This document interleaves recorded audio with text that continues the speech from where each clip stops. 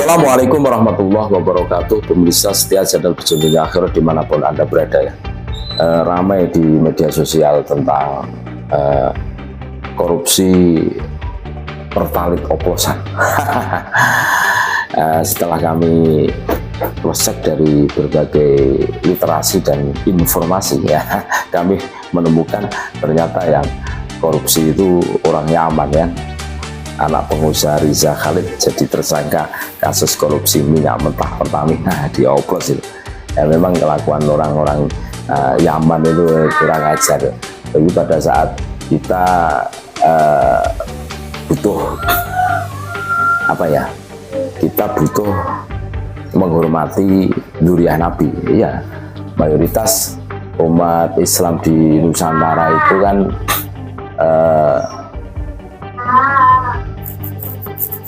fahamnya, akidahnya kan ahli sunnah wal jamaah dan percaya dengan adanya dzurriyyah Nabi. Ketika orang Nusantara butuh dzurriyyah Nabi untuk dihormati, ya ini sikap ini mengaku sebagai dzurriyyah Nabi kan gitu kan.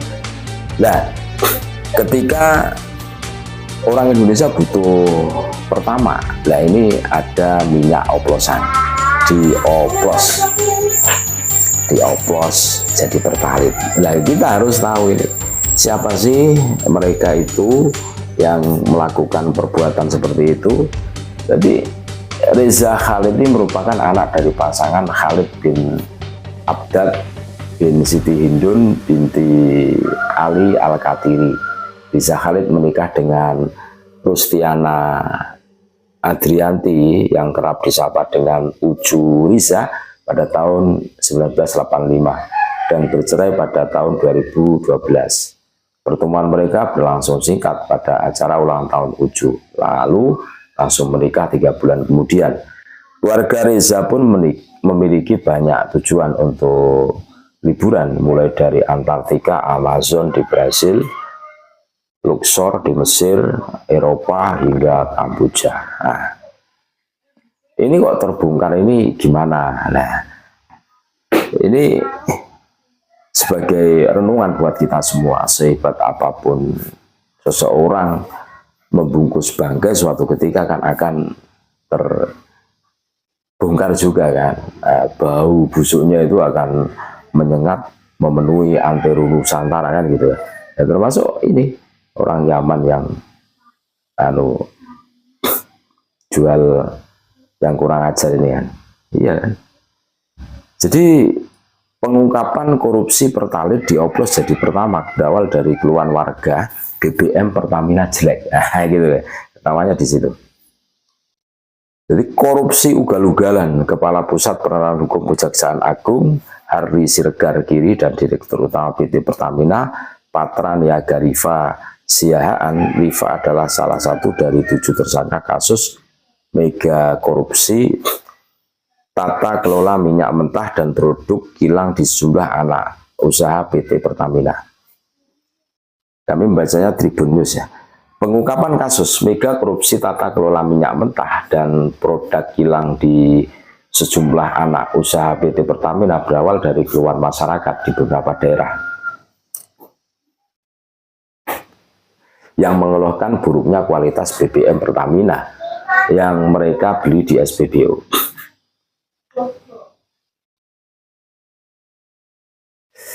Konsumen mengeluhkan buruknya kualitas BBM Pertamax yang mereka beli dan menyebabkan kendaraan rusak.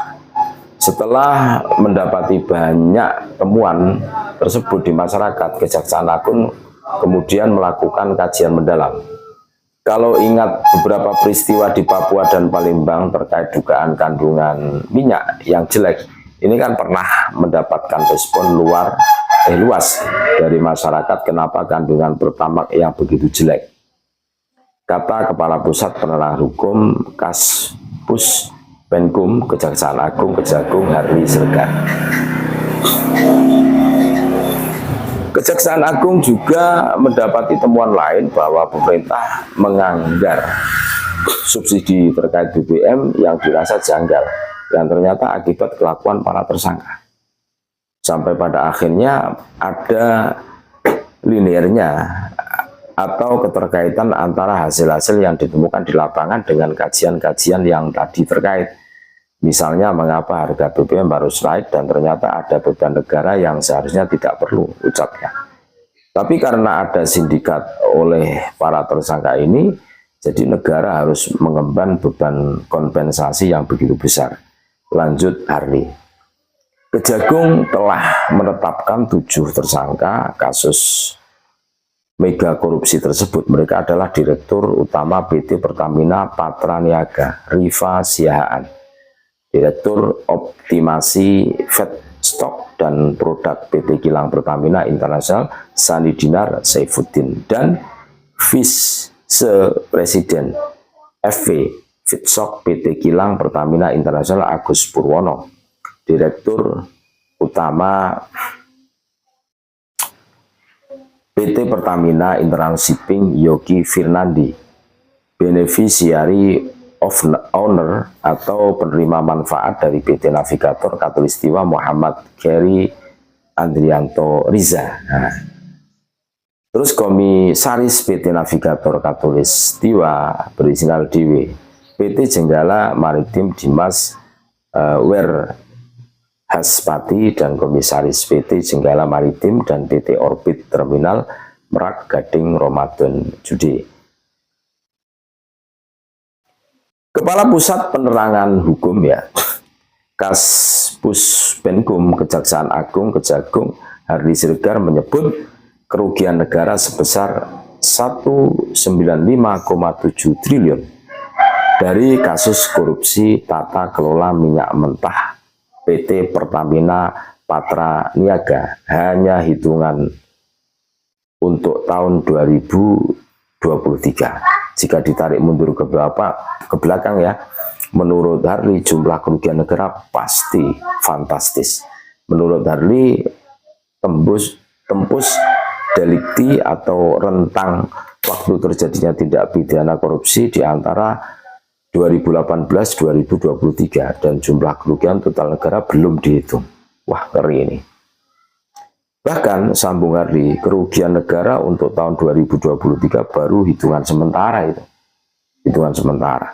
Dia menjelaskan hitungan kerugian negara tersebut meliputi beberapa komponen seperti rugi impor minyak, rugi impor BBM lewat broker, dan rugi akibat pemberian subsidi. Jadi kalah ini. Makanya wah, ngeri ini kelakuan ya, salah satunya tersangkanya itu kan orang Yaman kan itu ya, kurang ajar memang ya, seperti itulah tabiatnya, tidak pernah berpikir. Ketika orang Indonesia pengen menghormati duriah Nabi, mereka menjadi duriah Nabi palsu, oplosan, itu cangkokan. Ketika orang Indonesia pengen pertamak yang asli, mereka bikin pertamak oplosanan, kurang ajar ini. Terima kasih, tetap NKRI harga mati, Nusantara milik kita. Assalamualaikum warahmatullahi wabarakatuh.